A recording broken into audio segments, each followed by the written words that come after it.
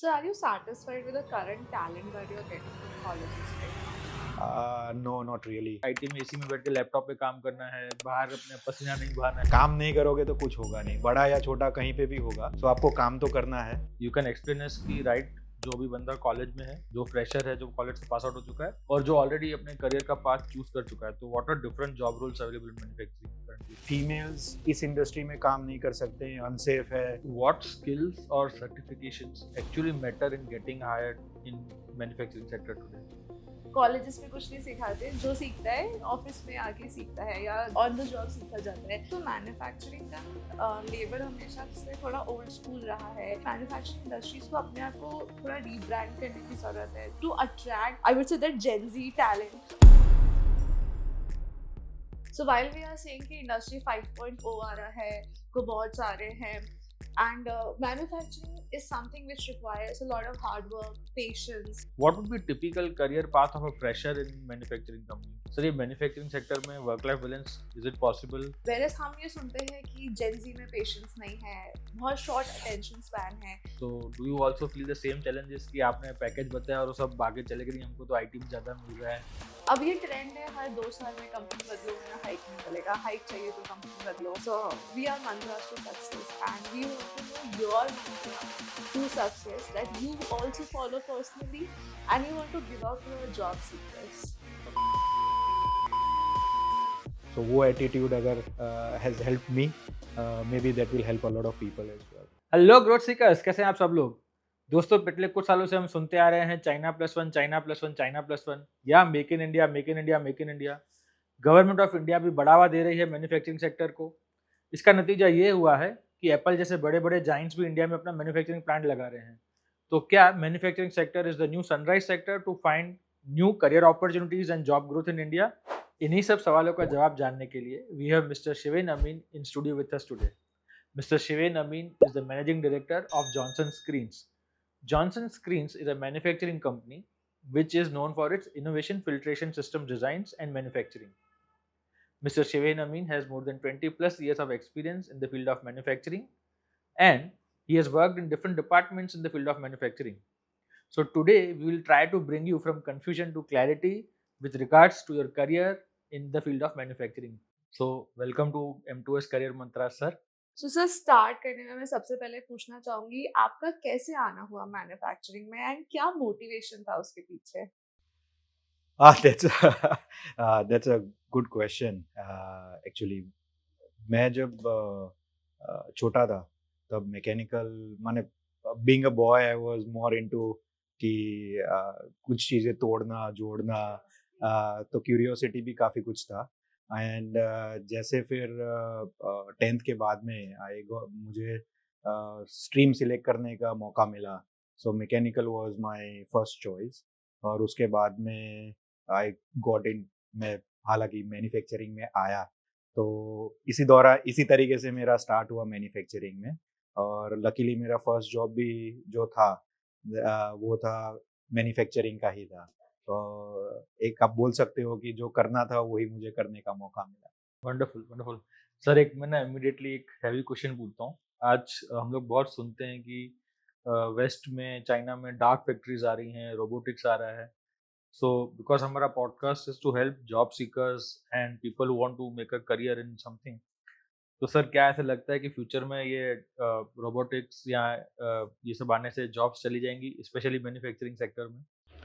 अ, मैं सही में बोलूँ तो मुझे नहीं लगता है, क्योंकि हम मैन्युफैक्चरिंग में ही करते हैं। और रोबोटिक्स और डार्क फैक्ट्रीज जहाँ पे कोई भी आप आदमी ना हो और आप रात में भी उसको चला सकते हो 24/7 करके। सो जैसे भारत का एक सपना है टू बिकम विकसित भारत, मेक इन इंडिया है हमारा प्रोग्राम, आत्मनिर्भर भारत है। तो उसके लिए ये सारी चीज़ें मुझे लगता है कि कॉम्प्लीमेंट करेगा, जॉब कम नहीं करेगा। हमें कुछ नए तरीके से स्किल्स डेवलप करने पड़ेंगे। ऑफ कोर्स कुछ नया आएगा तो एक थोड़ा थ्रेट आता है, बट वो स्किल्स हम डेफिनेटली कर सकते हैं। और नए जितने भी लिसनर्स हैं, अगर वो मैन्युफैक्चरिंग में उस तरीके से टेक्नोलॉजी में जाए तो काफ़ी अच्छा भविष्य हो सकता है। सर, अभी नए ट्रेंड्स और टेक्नोलॉजीज क्या चल रही है? जैसे हमने एआई, रोबोटिक्स, तो जो मैंने बताया आपको, डार्क फैक्ट्रीज, ये तो इंटरनेट पे बहुत वायरल हो गया था बीच में, बट इसके अलावा अभी नए ट्रेंड्स क्या चल रहे हैं सर मैन्युफैक्चरिंग में? मैन्युफैक्चरिंग में अभी काफ़ी जगहों पे कोबोट्स का काफ़ी इस्तेमाल होता है। सो आपने इंडस्ट्री 3, 4 और 5 भी देखा होगा।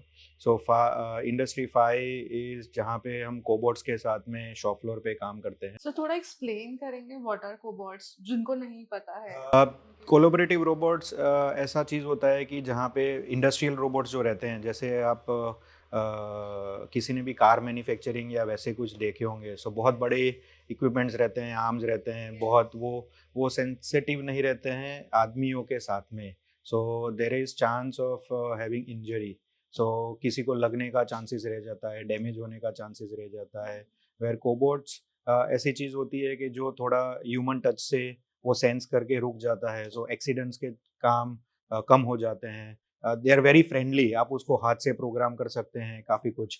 सो दोज आर कोबोट्स। और बहुत सारी चीज़ें अभी कोबोट्स में भी काफ़ी सारे टेक्नोलॉजीज अंदर ऐड हुए हैं, जहाँ पे सेंसर्स लगते हैं, विजन सेंसर्स लगते हैं। सो उस तरीके से कोबोट वो पूरा काम करता है। सर इंडिया रेडी है इंडस्ट्री 5.0 के लिए अ, हमें करना पड़ेगा। अगर मैं सही में बोलूँ तो आज मुझे नहीं लगता है कि हम रेडी है, बट हम बोल सकते हैं कि हमारा एक टारगेट है और वो टारगेट अभी हमें मालूम है।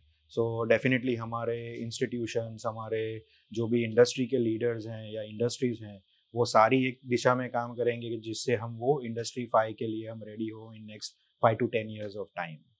तो सर अभी अगर मैं करियर पॉइंट ऑफ व्यू से पूछूं तो अभी what are the top job roles available in manufacturing?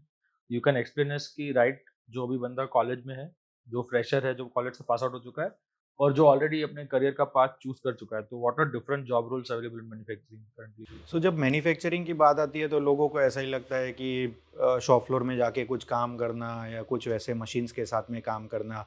But अगर मैं इन जनरल अगर मैं बताऊं तो इट्स अ कंपनी।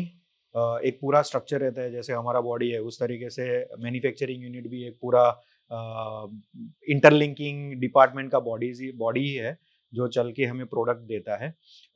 उसमें अलग अलग डिपार्टमेंट्स भी रहते हैं। सो जो नए यंग इंजीनियर्स हैं या नए प्रोफेशनल्स हैं, वो are coming out of universities and colleges, वो बहुत सारे वास्ट एरियाज हैं जहाँ पे वो काम कर सकते हैं।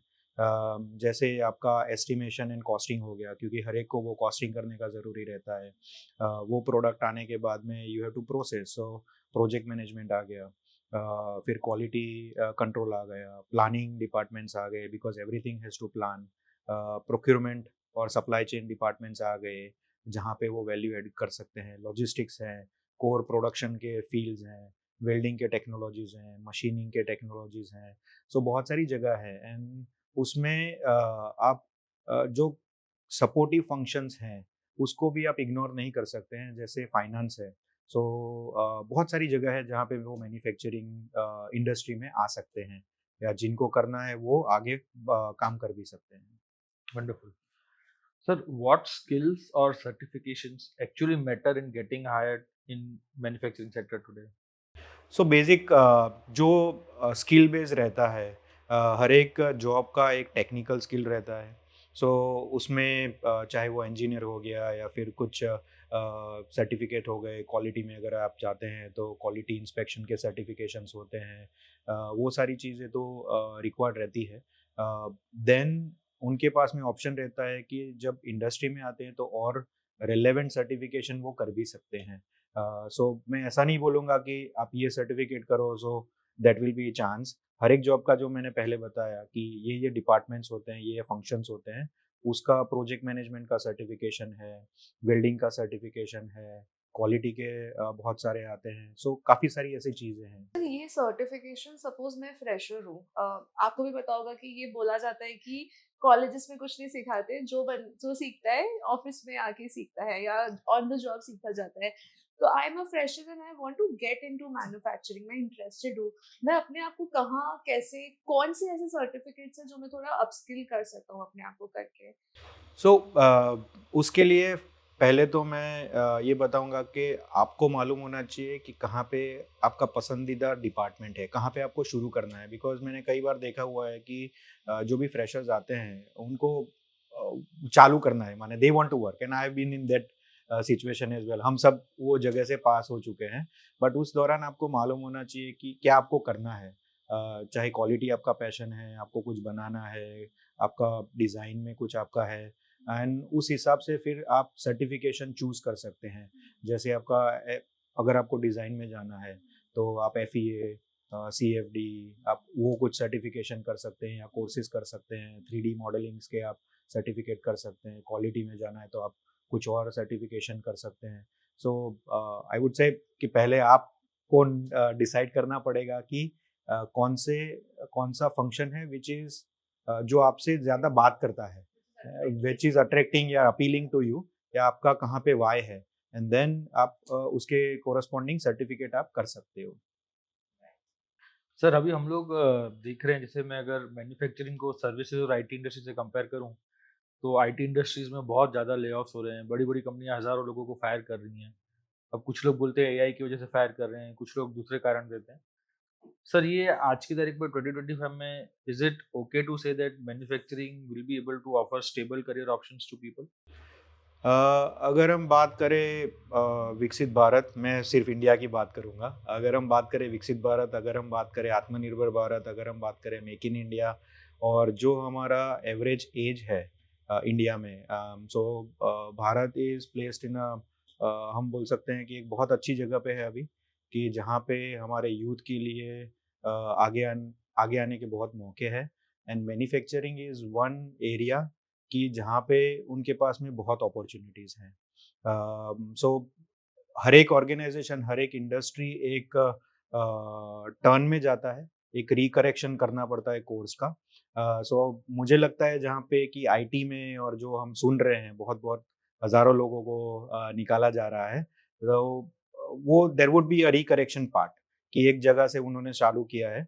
बट मैन्युफैक्चरिंग एटलीस्ट इंडिया के लिए अगर मैं बोलूँ तो बहुत अच्छा है। आगे we are part of MNC, so हम यहाँ से सप्लाई ग्लोबली भी करते हैं। दैट इज़ वन टेस्टामेंट कि जॉब्स यहाँ पे आएंगे, ना कि जाएंगे यहाँ से। सो हमारे जो भी यंग टैलेंट्स हैं, that is an opportunity for them to उनके स्किल आगे करें और वो स्टेबल जॉब वो ले। Sir do you think so manufacturing का ना लेबर हमेशा से थोड़ा ओल्ड स्कूल रहा है? क्या हमें लगता है कि मैन्युफैक्चरिंग इंडस्ट्रीज को अपने आप को थोड़ा रीब्रांड करने की जरूरत है to attract, I would say that Gen Z talent अभी? नहीं, ट्रू, आपने जो बोला ना, हम देखते हैं कि काफ़ी सारे जॉब्स में और वो रहते हैं ना, तो मैन्युफैक्चरिंग वो एक इंडस्ट्री 1 और 2 रिवॉल्यूशन का जो है, कि वो जाए माने कपड़े गंदे हुए हैं, वैसा एक छवि सबके सामने आता है। बट आप बहुत सारी जगह पे जाएंगे तो सही में मैन्युफैक्चरिंग फ्लोर्स ऐसे नहीं रहते हैं। मैन्युफैक्चरिंग फ्लोर्स बहुत क्लीन भी होते हैं, बहुत अच्छे भी होते हैं। और हाँ, आपने जैसे बोला रीब्रांडिंग का, तो कंपनीज़ को सोचना चाहिए कि कैसे वो उनको बताएँ कि ये चीज़ें हैं। वो हो सकता है जैसे कॉलेजेस से कई बार वो विज़िट्स आते हैं, दे हैव इंडस्ट्रियल विज़िट्स, क्योंकि मैं भी गया हूँ काफ़ी इंडस्ट्रियल विज़िट्स में as part of my degree. So वो इंडस्ट्रियल विज़िट्स ऐसा एक मौका उनके लिए होता है टू सी, और हमें कंपनीज़ को ज़्यादा से ज़्यादा एनकरेज करना चाहिए, इंस्टीट्यूशंस को ज़्यादा से ज़्यादा एनकरेज करना चाहिए कि have those people going to वो एरिया में जाए, वो कंपनी विज़िट्स करवाएँ, जिससे कि नए टैलेंट को मालूम चलेगा how the real manufacturing works, कि वो ओल्ड स्कूल नहीं है। There are fancy robots, there are AI technologies, there are laser sensors. So बहुत सारी चीज़ें होती हैं which makes a manufacturing floor very exciting these days. Old school तो डेफिनिटली नहीं है। सर एक ना ट्रेंड जो हमारे जॉब सीकर्स या कैंडिडेट्स, पर्सनली मुझे तो लगता है कि वो बहुत बार ये गलती करते हैं लाइफ में। Everybody wants to work for a big brand. मतलब आज छोटी कंपनी में किसी को काम नहीं करना है। मैं जानना चाहता हूँ कि क्या जो, और मेरे हिसाब से ऐसा है कि बड़ी कंपनी में आपके प्रोसेसेस सेट होते हैं, तो उस प्रोसेसेस डिविएट होने में आपको ज़्यादा वेरिएबल या कुछ एक्स्ट्रा करने का नहीं चांस मिलता है। तो आज की तारीख में मैन्युफैक्चरिंग में does it make sense to work for a bigger brand, और is it okay if I can start my career with a smaller OEM and then I learn more? मतलब आप थोड़ा गाइड कीजिए इस पे। नहीं जितेंद्र जी, आपने सही बोला कि बड़ी या छोटी से एक इमेज है कि मैं कई बार सुनता हूँ जब भी हम इंटरव्यू लेते हैं तो कभी कैंडिडेट्स को पूछते हैं कि आपको क्यों काम करना है यहाँ पे, तो वो बोलते हैं हाँ एमएनसी में काम करना है, वो एक बड़ा है। सो एक इम्प्रेशन लोगों में होता है, बट ऐसा नहीं है कि बड़ी कंपनी में इम्प्रूवमेंट्स नहीं होते हैं। बड़ी कंपनी में भी कंटिन्यूस इम्प्रूवमेंट के काफ़ी फोकस रहता है कि आप प्रोसेसेस तो है बट प्रोसेस इम्प्रूव करें, और छोटी कंपनी में भी वो ज़्यादा ज़रूरी रहता है। सो मैंने बहुत छोटे पायदान से शुरुआत की है, मैंने बहुत जगह पे ऐसे ऐसे काम भी किए हैं कि आई फील कि कोई काम बड़ा छोटा नहीं होता है, कोई कंपनी बड़ी छोटी नहीं होती है। अगर आप जितना पैशन आप में है और जितना आपको वो फील्ड पसंद आता है, सो कॉन्फिडेंस से आपको आगे ढूंढना चाहिए, आपको एक्सप्लोर करना चाहिए, आपको इम्प्रूव करना चाहिए। You should one should help कि जो छोटी कंपनी है उनके भी एस्पिरेशंस रहते हैं कि कल बड़ा होना है। सो उनके साथ में ग्रो करने का भी एक चांस मिलता है और बड़ी कंपनी के साथ में सीखने का भी चांस मिलता है। बट अगर आप जैसे हमारी गीता में भी कहा है कि कर्मण्येवाधिकारस्ते माँ फलेषु कदाचन, काम नहीं करोगे तो कुछ होगा नहीं, बड़ा या छोटा कहीं पे भी होगा। सो आपको काम तो करना है। सो बड़े छोटे से कोई इतना फर्क नहीं होता है। जॉब लिसनर्स के लिए, ऑडियंस के लिए भी एक यहाँ पे लेसन है हमारे लिए कि focus on getting improving your knowledge rather than focusing on which brand to work for. तो सर एक और चीज़ है, हम है ना बहुत बार सुनते हैं कि lot of women are entering in the workforce, और अगर इंडिया को विकसित भारत बनना है तो वुमेन का लेबर में पार्टिसिपेशन ज़्यादा होना चाहिए। But unfortunately when it comes to manufacturing, lot of not women are not seen except on the assembly line, कि कंपनीज में असेंबली लाइन में तो women को हायर कर लेते हैं। So I am talking from my experience. So we have a French client who is setting up a plant in India and we are helping them to recruit and stuff. So his first request was get me more women people. And I said I'll try my level best, but we don't get lot of women in manufacturing here. तो sir आपके साथ ऐसा क्यों है कि we don't get lot of women folk in manufacturing except the assembly line workers?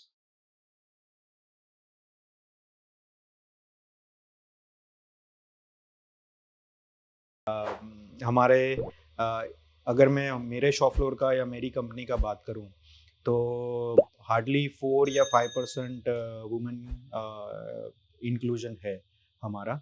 और ऐसा नहीं कि अभी जो रीसेंट ट्रेंड है उस हिसाब से हम बोल रहे हैं कि बहुत वुमेन को आना चाहिए। However we have, they are very talented females and they are doing excellent job.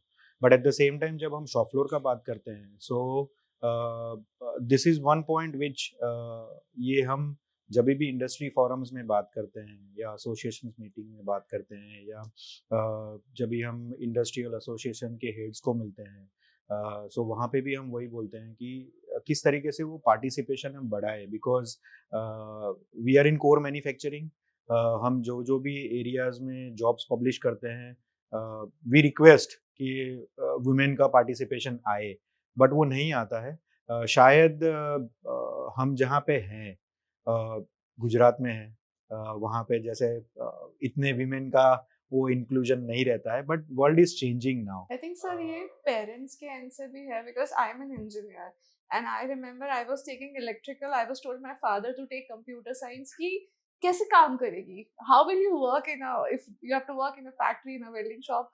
How will you work? So I think this mentality has to be changed. हाँ, देर आर बिलीव्स जो हमने एक वो क्या बोलते हैं कि परसेप्शन बिलीव्स हमने बांधे हुए हैं कि फीमेल्स इस इंडस्ट्री में काम नहीं कर सकते हैं, अनसेफ है, वो भारी वजन नहीं उठा सकते हैं।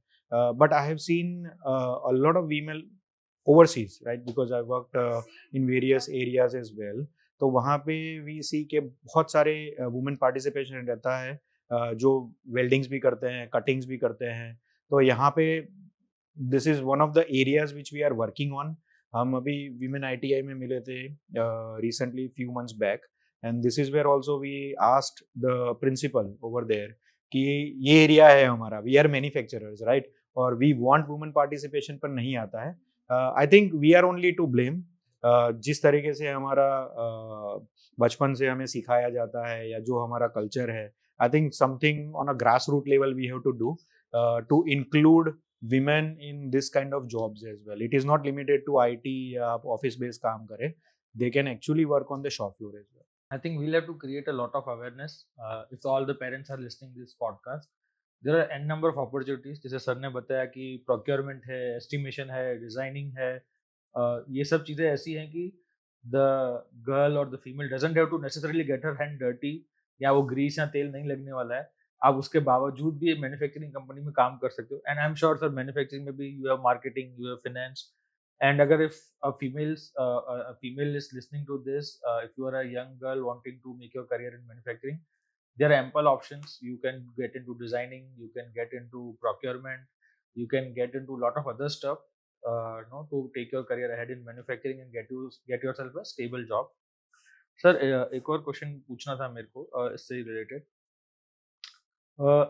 Let's say कि what would be typical career path of a fresher in manufacturing company, कि कहाँ से फ्रेशर शुरू करता है और कहाँ तक जा सकता है? सो थोड़ी देर पहले हमने जो बात किया कि देर आर बहुत सारे अलग अलग फंक्शंस हैं जो मैन्युफैक्चरिंग यूनिट को एक मैन्युफैक्चरिंग यूनिट बनाता है या कंपनी बनाता है. सो मैं ऐसा नहीं बोलूँगा कि फ्रेशर का यही पाथ है, बट हर एक डिपार्टमेंट में कहीं ना कहीं से वो स्टार्ट कर सकते हैं.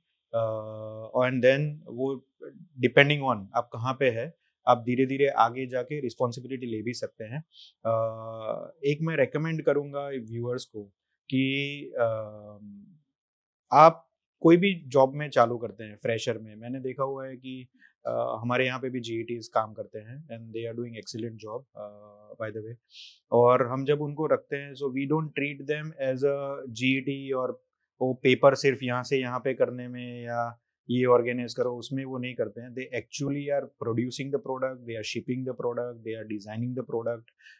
सो their curiosity will drive their career path. I wanted to say कि how curious they are about their career, कितना उनको सीखना है, वही उनको आगे ले जाएगा और उनका career path define करेगा. Sir, I want to ask something. So, you have been in manufacturing since 18 years. आपने, I think, 3 generation of workers देखे होंगे, right? So, you must have worked with millennial. अब आप Gen Z के साथ काम कर रहे हैं. So, while we are saying कि industry 5.0 आ रहा है, बहुत सारे हैं, and manufacturing is something which requires a lot of hard work, patience, repeat work, right? Whereas हम ये सुनते हैं कि Gen Z में patience नहीं है, बहुत short attention span है. Do you think so कि जहाँ हम इतने technological advancement तो कर रहे हैं, but जो हमारी आने वाली generation है, are they capable enough to work in this kind of environment, and will they be interested to work in this environment? So जब आप capability का बात करते हैं तो I must say we've got immense potential and I feel that they are capable enough to do that. करना है या नहीं करना है, that is where the question lies. आपने जैसे impatient बोला या थोड़ा less patience बोला, so I agree with you कि बहुत सारी जगह पे वो patience नहीं है. बहुत सारी जगह पे there are a lot of distractions I would say, वो Gen Z के लिए है. अभी आप जिस तरीके से एक चीज़ देखेंगे, जिस तरीके से आपके फ्रेंड सर्कल्स रहेंगे या आप इंडस्ट्री में होंगे या जो पढ़ेंगे सुनेंगे, that drives a lot of that thought process. So what makes them impatient is कि आज AI में अभी आपने देखा होगा बहुत सारे ऐसे वीडियोस और वो बन जाते हैं कि आपका ये सैलरी है, ये है, which takes them away from their why. I would only recommend them to be patient, absorb more, learn more, and then talk to your seniors, your managers, your leaders, your friends in that area, how you can grow your career in a more stable way.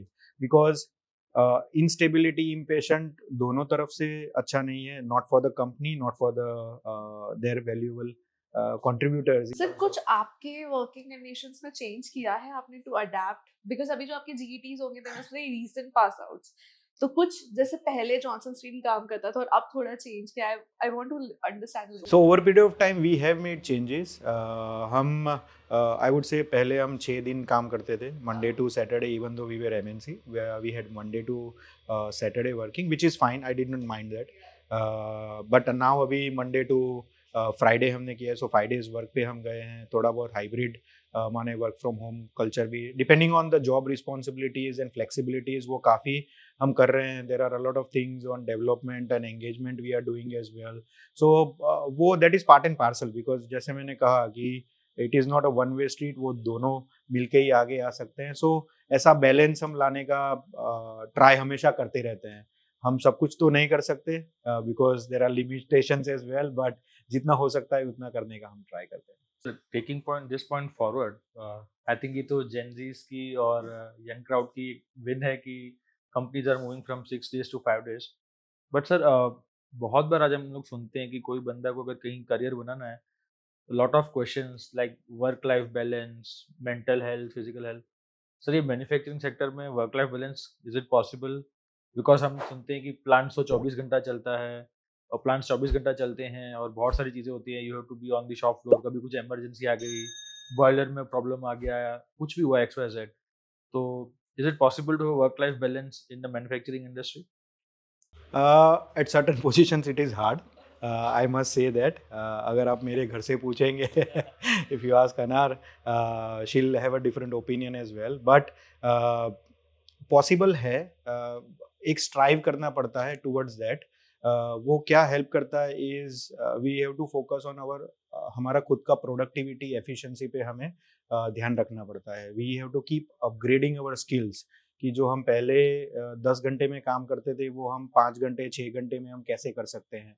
सो हम सभी जगह से अगर उस पे focus करेंगे, नया सीखना, नया डेवलप करना, अपग्रेड होना, तो आई एम श्योर धीरे धीरे इट विल बी, वो ऐसा नहीं होगा कि आप दूसरे दिन से you can have work life balance, but हो सकता है. और एक मेरा एक डिफरेंट व्यू भी है कि आप when people say work life balance, so what is that, माने वर्क लाइफ बैलेंस इज आप घर पे या ऑफिस में, यस आपको एक लाइन ड्रॉ करना पड़ता है, but you are the same person and that's your working life and that's your family life as well. So वो बैलेंस हमेशा, it's not either or, there will not be 1 + 1 = 2. It will keep on changing with where you are in your career, where you are in your life. तो वो change होता रहेगा, and we have to adapt and we have to make balance of that particular life, both lives what we have. Sir you have travelled a lot across the globe. आप Germany, China, बहुत जगह जाकर रहे हैं. In countries like China, I would like to have two questions here. What did China do right? See, they become the manufacturing hub of the world. And what is India doing right or wrong right now to either replace China or present itself as an alternate destination for manufacturing? ये part one of the question. Part two of the question, when we are a young nation, youngsters हैं, Gen Zs हैं, अब तो Gen Alpha Beta पता नहीं क्या क्या आ गया. Do we as nation can afford to talk about these things, work-life balance, especially when India is not there yet? India is climbing the ladder of going to the top. ये मेरा question एक और चीज से आ रहा है कि I remember I heard a story कि after the world war 2 when America nuked Japan, तो जापान के राजा जो थे उस टाइम पे, उन्होंने तुरंत एक रेडियो पे एड्रेस किया था कि देशवासियों अब हथियार फेंको, औजार उठाओ. That means you drop your weapons and you take now instruments to work, and that's how Japan rose to become a manufacturing hub till 90s. So sir, can we afford to talk about all these things, especially when we are not there on the top yet, and what we are doing right vis-a-vis comparing China, or what we are doing wrong compared to other nations?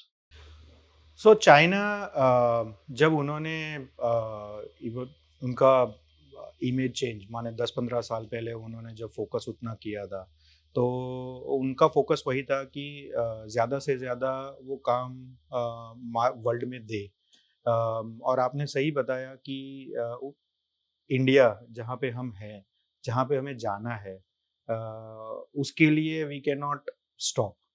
We can not just say कि हाँ अभी छोड़ दिया, 2 दिन हम काम नहीं करेंगे या वैसे. We have to keep working on that. एक अविरत प्रयास तो करना ही पड़ेगा हम सबको.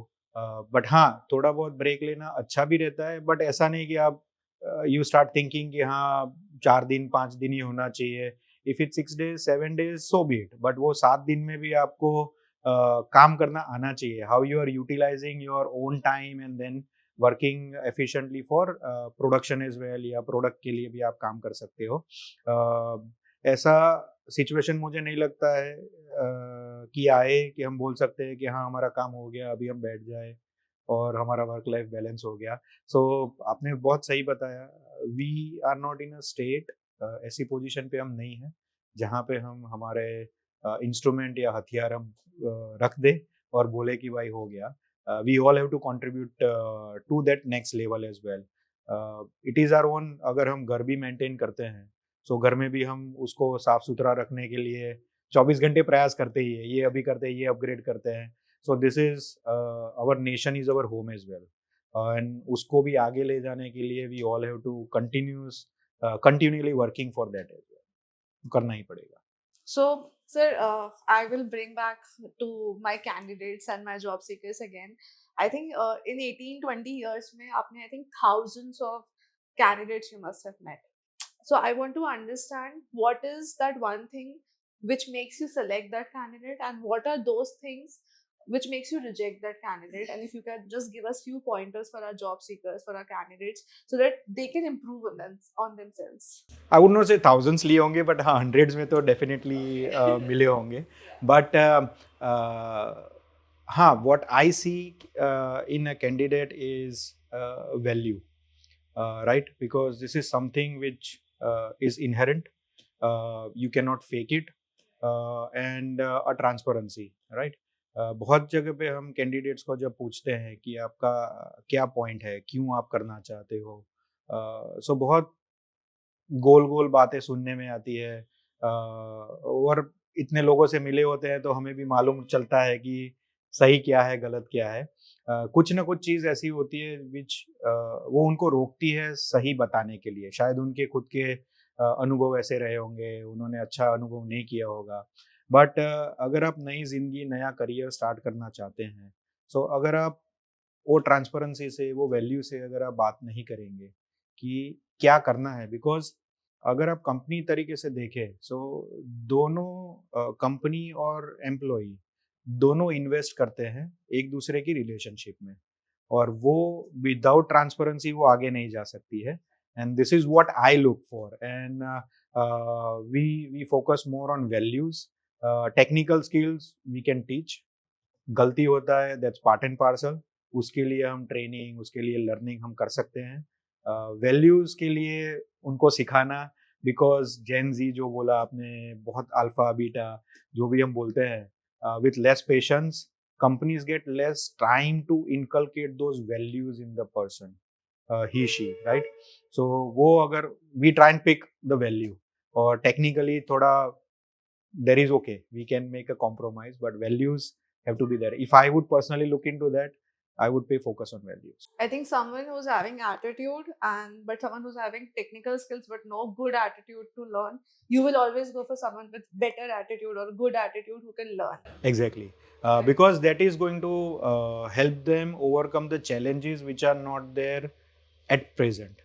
आज हम जो challenges नहीं देख सकते हैं, 2 साल के बाद में जो challenges आएंगे, उसके लिए अगर उनका attitude ही नहीं रहेगा, तो वो लोग उसमें सर्वाइव नहीं कर पाएंगे। एंड कोई भी कंपनी के पास में, किसी भी एम्प्लॉय के पास में हर एक सवाल का जवाब नहीं होता है, बिकॉज वो पहली बार हम फेस करते हैं।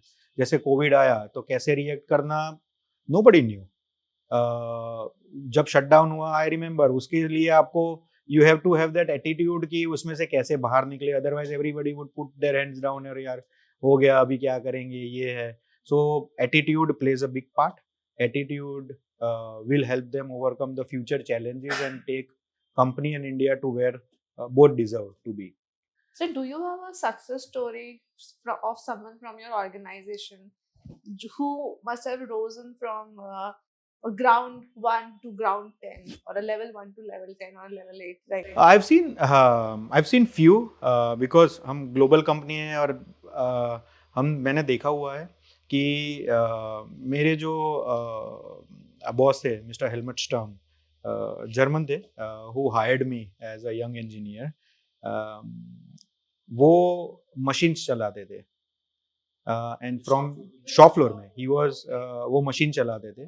ही डिड नॉट हैव माने ऐसा मैकेनिकल इंजीनियर और वो डिग्री नहीं था उनके पास में, एंड उन्होंने मुझे हायर किया, एंड वो 42 इयर्स करीबन 40-42 साल हमारी कंपनी के साथ में रहे थे, and he rose to an operation manager level as well, working with many different departments and all. So मैंने वो वहाँ पे तो देखा है, और जो मैंने देखा है, जो मैंने सीखा है, we are trying to create the same stories here. अभी वो पहुँचे नहीं है, बट मेरा एक सपना है कि मेरे शॉप में से भी कोई आके मैनेजिंग डायरेक्टर की पोजीशन पे बैठे, if they are prepare to do that. So वहाँ पे काम चल रहा है, होपफुली समडे वन डे. इसी पे मैं कंटिन्यू करूंगी. सो जैसे आपने बोला कि he was there with the company for so many years. अब ये ट्रेंड है हर 2 साल में कंपनी बदलो वरना हाइक नहीं मिलेगा, हाइक चाहिए तो कंपनी बदलो. With this trend going on, how do we get those kind of success stories in our organisation जो हमें पहले से मिलती आई है? ट्रू. आपने जो स्वाति जी बताया ना, वो बहुत सही है. जेन जी, मिलेनियल्स, अल्फा, जो पेशेंस का हम बात कर रहे थे, उनके पास में बहुत कम पेशेंस है. उनके पास में एक्सपीरियंसेस बहुत कम है. वो क्विक ग्रेटिफिकेशन में मानते हैं, या बहुत सारे फेसबुक पे आप फोटो डाल दीजिए, लाइक आपको मिल गया, सो आपका माने वो इस तरीके से माहौल में वो बड़े हो रहे हैं. बट उस तरीके से रियल लाइफ में नहीं चलता है. Instant gratification doesn't work in the life, और उनको वो पेशेंस करना पड़ेगा. And as a company we also have to be honest in spelling that out with those generation as well, कि इस तरीके से नहीं चलेगा, and this is where you can make a career. But कई बार वो क्या रहता है कि वो मैनेजमेंट वाला शब्द बीच में आ जाता है कि हमेशा मैनेजमेंट को तो यही बताना है, विच मुझे बहुत बुरा लगता है मैनेजमेंट का शब्द, क्योंकि वो एक डिस्टेंस क्रिएट करता है. बट दोनों तरीके से एक ओपननेस होना चाहिए, एक करियर काउंसलिंग होना चाहिए, लोगों को आगे आके बताना चाहिए कि अभी मैं और क्या करूं, what responsibilities I can take in the organisation, हम किस तरीके से आगे जा सकते हैं. देन डिस्कशन कैन स्टार्ट कि क्या करना पड़ेगा कि वहाँ पे वो person he she can reach in so many years. It is not going to happen tomorrow, it will not happen in 5 years. So वो एक डिस्कशन का मौका होना चाहिए कि जिससे दोनों आदमी, दोनों पार्टीज वो कंक्लूजन पे कुछ आ सके वहाँ पे. सर एक क्वेश्चन ये भी था कि जैसे गवर्नमेंट मेक इन इंडिया कर रही है, आफ्टर कोविड चाइना+1 हो रहा है. So do you think इतने सारे पुश से the core factors are coming back? आपसे 5 साल पहले था कि हर बच्चे को आईटी इंजीनियर ही बनना था. So do you think अब बिकॉज गवर्नमेंट के इन प्रयासों से आपके जो कोर ब्रांचेस है, mechanical, civil, electrical, chemical, they are making a comeback, और हाउ इज इट? डेफिनेटली. अगर आप ये इन्वेस्टमेंट्स देखेंगे इन टर्म्स ऑफ इंफ्रास्ट्रक्चर, जो हम इंफ्रास्ट्रक्चर में इन्वेस्टमेंट कर रहे हैं, हम जितने इन्वेस्टमेंट्स बाहर से आ रहे हैं, हमारे जितने now we are seeing defence sector, aerospace centres as well, बहुत सारी ऐसे फंक्शंस हैं which are driving that traditional mechanical, electrical, civil options as well. उसमें अभी बहुत कुछ स्पेशलाइजेशन भी हो चुका है. बहुत पहले कोर सब्जेक्ट हुआ करता था या कोर डिग्री हुआ करता था. अभी there are various specialization you can do in that as well. So those specializations or core sectors, definitely they have a boom, I feel so. जहाँ पे not only IT but इसमें भी आप जा सकते हो and you can make a career in that. Sir, if somebody is right now graduating from 12th or is just on the verge of entering into an engineering college, so हमारे India में ऐसा बहुत होता है कि parents वही stream दिलाते हैं कि जो उसके बाकी जो सर्कल में लोगों ने क्या किया है, वो एक बच्चे के फ्रेंड्स ने क्या किया है. तो डू यू थिंक कि अभी वो मैकेनिकल का, सिविल का थोड़ा पर्सपेक्टिव चेंज करना पड़ेगा, या वो चेंज हो रहा है? बिकॉज पहले लगता था कि नहीं यार, ये जो फ्रेशर्स होते थे या जो इवन जो एम्प्लॉयज होते हैं कि हमको एसी में बैठ के आईटी में एसी में बैठ के लैपटॉप पे काम करना है, बाहर अपने पसीना नहीं बहाना है शॉप IT पे. smells of money. हाँ. Mechanical and civil, they smell of hard work, I guess. तो अभी ये पर्सपेक्टिव चेंज हो रहा है, do you think? It has to change even faster, I would say. वो चेंज हो रहा है बट थोड़ा पेस कम मुझे लग रहा है, क्योंकि जितने इंजीनियर्स हम देखते हैं वो उतने again IT, nothing against IT and all, वो भी एक इम्पॉर्टेंट पार्ट है to keep everything going, because जब हम कंपनी का बात करते हैं तो IT is also an important part. अगर IT नहीं होता तो हम यहाँ पे बात भी नहीं कर रहे होते इस तरीके से. But there are more opportunities beyond IT as well. और हाँ, मैं पेरेंट्स और फ्यूचर जो 12वीं में बच्चे हैं उनसे भी बताना चाहूँगा कि एक दूसरे से बात करना चाहिए कि आपको कहाँ पे आपका इंटरेस्ट कहाँ पे है, आपको क्या करना है. Then meet and attend different seminars या लोगों से बात करिए कि क्या क्या ऑप्शंस हो सकते हैं. Mechanical, electrical, civil can definitely be option, और उनको थोड़ा बहुत अपलिफ्ट करना पड़ेगा. बट वो हम जैसे जैसे उनको एक्सपोज करेंगे विथ इंडस्ट्रियल विजिट्स या वो, तो उस तरीके से धीरे धीरे वो आएगा ही आगे. So what is that one skill that you see when you interview candidates? यार ये स्किल तो होना ही चाहिए बंदे में, या ये सॉफ्ट स्किल हो या हार्ड स्किल हो, जो भी हो, यार ये क्वालिटी तो होनी चाहिए बंदे में हायर होने के लिए. सो एटीट्यूड तो जैसे मैंने बताया आगे, वो तो of course goes without saying, values and attitude has to be there. Then I would look at जो मेरे पास में फंक्शन है, उसका कोर स्किल्स क्या है. So I look at for that attitude and a core skill in that particular function, what I have in hand. So, are you satisfied with the current talent that you're getting from colleges right now? No, not really. I would say I'm not satisfied with that. Again, that has to do something with how they are being taught as well, what they are being taught as well. कैसे उनको क्या क्या वो सीखते हैं. थोड़ा practicality लाना बहुत ज़रूरी है. So I would also encourage the institutions या जो भी उनके टीचर्स हैं कि थोड़ा प्रैक्टिकल नॉलेज उनके लिए ज़रूरी है, तो ही वो मैन्युफैक्चरिंग में ज़्यादा आने में इंटरेस्टेड रहेंगे. Otherwise IT would be their core preference. So मैं add on करूँगी. So I am interviewing a lot of candidates for a few French companies, few German companies. You are also associated. You have a German counterpart. So जब भी हम multinational environment में काम करते हैं, soft skills down the line play a very important role. But when I interact with a lot of mechanical students or electrical students, or even people who are like 2 years, 3 years, 4 years experience, they're not very comfortable with speaking in English. Whereas down the line, obviously English is something जो चाहिए होगी. So कहाँ वो हम मात खा रहे हैं, या do you think so कि soft skill ना भी होते हुए they can rise to that leadership position which they aim for, because everybody wants to be a leader down the line, right? एक सर्टन लेवल पे जाने के लिए आपका वो लैंग्वेज प्रोफिशिएंसी ज़रूरी रहता है. आई वुड नॉट से फ्लुएंट, बट आपको बिजनेस लैंग्वेज तो एटलीस्ट आना चाहिए. ऐसा नहीं है कि आप I am from Gujarat, I born and brought up in Ahmedabad, माने गुजराती पढ़ा भी मैं गुजराती में हूँ. बट हाँ, there is always an inclination कि वो सीखना पड़ेगा, वो आगे आना पड़ेगा. अदरवाइज वो यू विल नॉट रीच जहाँ पे आपको पहुँचना है. सो कई बार वो एक इनहिबिशन रहता है लोगों का, एक फियर रहता है कि मेरा पंक्चुएशन सही होना चाहिए.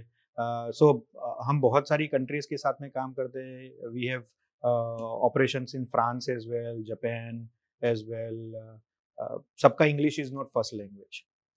सो मेरे पास में कई कलीग्स आते हैं every year. We have a lot of people coming, और वो शॉप फ्लोर में हमारे शॉप के लोग उनसे कम कन्वर्स करते हैं without knowing fluent English.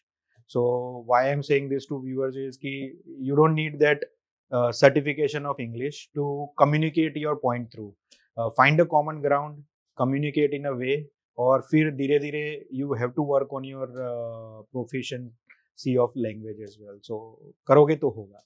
Sir one thing that आपको लगता है कि जॉब सीकर कम्युनिटी में या इंजीनियरिंग कम्युनिटी में या पेरेंट्स में मैन्युफैक्चरिंग को लेके एक गलत धारणा चल रही है, and we would like to change that one particular thing about manufacturing.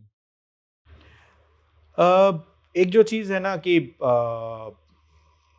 अगर मैं बात करूँ हमारे जो यंग जनरेशन के लोग हैं, कभी उनसे बात करते हैं कि यार आप लेट तक रुकते हो, तो पेरेंट्स चिंता करते हैं. विच इज़, मैं भी एक पेरेंट हूँ तो हमेशा बच्चों का चिंता रहता ही है. ऐसा नहीं होता कि नहीं करते हैं. बट हाँ, आई वुड ओनली सजेस्ट कि लेट देम एक्सप्रेस. जो भी हैं बंदे, safety is the prime utmost importance for everyone. We have to be safe, otherwise we cannot reach where we want to reach. So, but people should be free to express their careers और नया कुछ सीखने में और उसमें वो करना चाहिए. I think वो the risk involved with manufacturing are something which वो एक हिंडर करता है पेरेंट्स के लिए और उसके लिए उनको पुश करने में, क्योंकि बड़े बड़े मशीन्स रहते हैं, ऑटोमेटेड मशीन्स भी रहते हैं.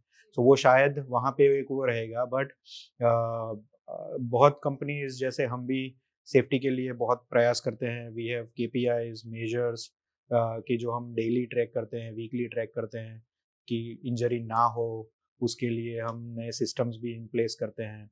So everybody is trying to make zero harm. So उस कॉज में जब कंपनी काम कर रहा है तो I would encourage everyone, parents as well, कि थोड़ा फियर कम करे and let your kids go in manufacturing sector as well. Because I visited Sir's factory, I have seen that you are taking extra care to become more safe environment, provide a safe environment to the employees. So not only his factory but a lot of industry now हमको एक बार समझनी पड़ेगी. Industry is competing at the global level. We are competing with other nations also, and without taking all these precautions we can't be there, right? So again, as sir said, a lot of parents, lot of people in the core branches, remove the fear of safety and give your best in manufacturing industry. Sir, do initiatives like Make in India, do they really work or are they just on paper? And because ये थोड़ा controversial सवाल हो सकता है, मैंने देखा है काम करते हुए, but I wanted to know from the industrial point of view. No, definitely. I don't have any political opinion on that. We are from core manufacturing sector, a global company having an operation in India, and our 25 to 30% volume comes from export as well. So that tells you that अगर हम यहाँ से बना के बाहर भेजते हैं to all our locations, to other nations, we are exporting into 36 countries. As of now, and then there are more countries which we will add in further years as well. So definitely एक push है, and we see the infrastructure push, the facility जो होता है उससे definitely manufacturing sector को boom मिल रहा है और मेक इन इंडिया को भी boom मिल रहा है. इंडस्ट्रियल एसोसिएशंस जैसे CII हो चुके या बहुत सारी industry forums are trying to make that happen as well, and having systems, facilities in place की जो हो सकता है. So in the whole, if I map out this entire supply chain, so where does India stand? Are we at the low end of manufacturing? Are we in the middle, or are we there yet capable to manufacture, do high-end manufacturing also? I think we are in growing phase. अगर मैं उस तरीके से बोलूँ, हमें बहुत आगे जाना है. Because we miss finer details. जो हमारा अगर पता नहीं वो हमारा कल्चर है, the way we have brought, उसमें कुछ अच्छा भी होगा, कुछ चेंज करने जैसा भी होगा, but we need to increase attention to detail. बहुत सारी चीज़ें वो करनी पड़ती है. कई बार आर्ग्यूमेंट हमारा माने दूसरे कंट्रीज में कहीं पे मैं अगर देखता हूँ, सो हम बोल सकते हैं कि हमें ह्यूमन टाइम का वैल्यू नहीं है, because we have abundant human time as well, because we are 1.45 billion people. So उसके वजह से शायद वो नहीं है. बट अगर हम वहाँ पे थोड़ा ध्यान करें, ह्यूमन पोटेंशियल पे फोकस करें, उनके कैपेबिलिटीज पे फोकस करें, we can be in top 2-3 countries in the world who can supply quality products as well. And we see जो भी हम प्रोडक्ट अभी बना के हम देख सकते हैं, whether it is in defense or aerospace या मैन्युफैक्चरिंग इंडस्ट्री में, बहुत सारी जगह पे Indian equipments are being used, so we can reach far. Sir, ISRO के एक्स चेयरमैन से पूछा गया था कि why don't you hire guys from IIT? तो ही सेड कि जब हम कैंपस पे जाते हैं तो हमारा पैकेज सुन के आधे IIT वाले बाहर चले जाते हैं. सर, जब आप कैंपस के लिए जाते हैं, so do you also feel the same challenges कि आपने पैकेज बताया और वो सब आगे चले गए, नहीं हमको तो IT ज़्यादा मिल रहा है, हम चले जाएंगे? नहीं, दैट इज़ अ प्रॉब्लम. वो सब जगह पे रहता है, whether it is an MNC या लोकल कंपनी या ISRO. People compare X versus Y. I think that is unfair comparison. more thing I would suggest people should look, जो भी नए freshers who wants to come in industry is पहले आप देखिए आपको क्या करना है, not look at the वो क्या that is a वो आएगा जो आना है that is going to come by product है, but where you want to work, what you want to do, I think one should give preference to that as you are starting. हाँ, एक समय आता है एक करियर में जहाँ पे सारी चीज़ें ज़रूरी रहती है. Money is also important because that's a fuel which will help us going further. But initial days में हमें भी वो दिक्कत आता है. Even now, if we are saying वो it's a continuous battle that any company has to face. किसी ने टिम कुक से पूछा था कि आप चाइना में मैन्युफैक्चरिंग क्यों करते हैं, सस्ता पड़ता है, तो he said China stop being a labour no beneficial market from in terms of labor long back. It's because of the niche skill sets. He gave an example कि आज मैं टूलिंग इंजीनियर बोलूँ तो अमेरिका में शायद 10 tooling engineer भी ना हो, बट चाइना में स्टेडियम के स्टेडियम भर जाएंगे. कहीं ना कहीं we'll have to give credit to the Chinese government to build that academia excellence कि उन्होंने they were able to produce talent which was required by the manufacturing industry. अगर मुझे आज इंडियन एकेडेमिया को if I remove the top IITs, NITs, if I want to talk about because अभी भी हमारा देश टीयर 2, टीयर 3 टाउन्स में है जहाँ पे छोटे छोटे ITIs, डिप्लोमास, इंजीनियरिंग कॉलेज हैं. So what is that one thing you as a industry captain would like to advise our academia? मुझे मालूम है कि गवर्नमेंट बहुत इंस्टीट्यूट से टाई अप करती है industrial exposure, but what is that one thing that we are still lacking? Either we are lacking the infrastructure or the intent.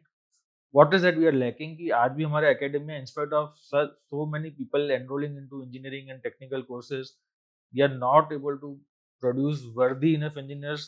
उनको industry में जाके इंडस्ट्री को वापस ट्रेन करना ही पड़ता है. तो what is that we are lacking? I think we government and institutes are doing their part. I would like to see India, us everyone, companies, India's associations, forums, spend more on research and development. This is one part where we are not having enough spending. If I can talk about ourselves, we are developing the products, we are transferring the products, but I would like to spend more on research and development for skill sets of products 5 years from now. We have to start building to that particular part.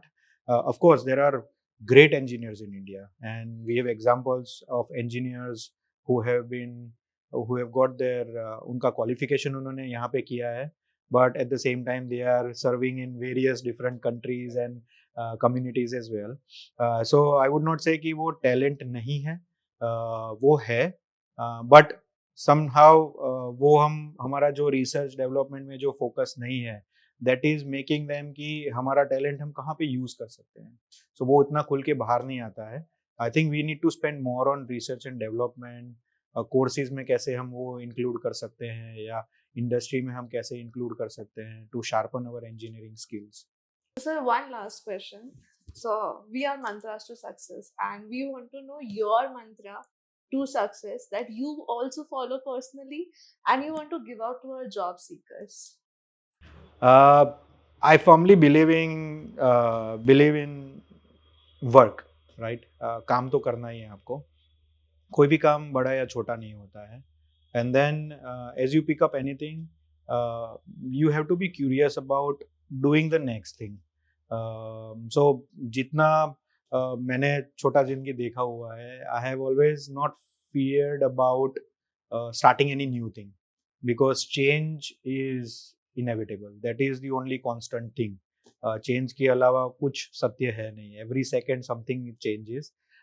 So you have to be prepared to make that change with time as well. So that has been my mantras whenever I've shifted from here to Australia, came back, and with various things I've done throughout my life. वो change से डरना नहीं चाहिए. You have to keep working. You will not have an answer. You have to be curious to find an answer. So वो attitude अगर has helped me, maybe that will help a lot of people as well. Wonderful, Right. wonderful. Thank you so Perfect much, answer, sir. sir. Thank you for the time and opportunity. Thank you so much, sir. काफी सारे confusions को clarity में convert करने के लिए. Thank you.